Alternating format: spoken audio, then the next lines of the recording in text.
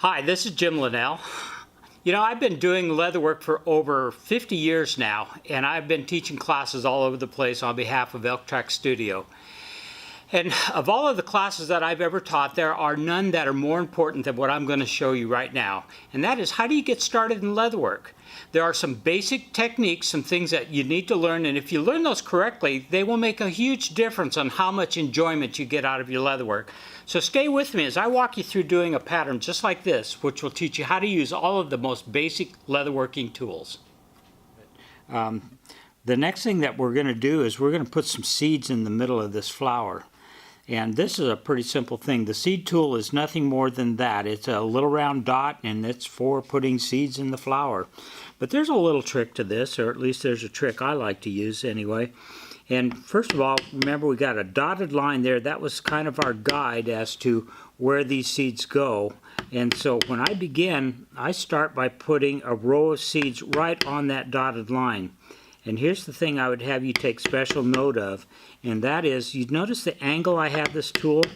I have it kind of tilted away so that it makes a much deeper impression on the outside edge than it does on the other side. So it's kind of an angled impression.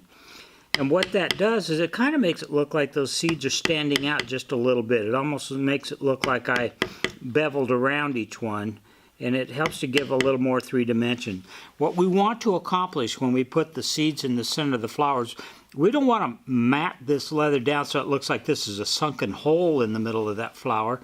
We want these to look like they're standing out, like they're kind of raised up. So as I now then add more seeds to this, and I'm going to fill this whole area in with the seed texture, that's all I'm doing. I'm just adding the texture of the tool. I'm not, you can probably hear that the force of the blows just got really light.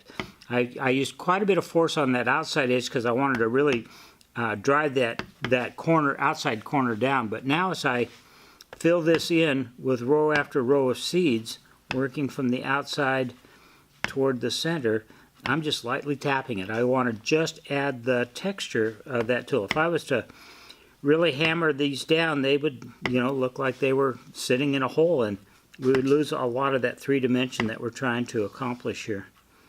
So what you should be striving to do is to make each one of these seed impressions touch the other right on the side, but not cut one in half. You don't want one seed impression cutting the one beside it in half. So and that's really all that the seed tool does. It just fills in that area on the flower where the seeds would be growing.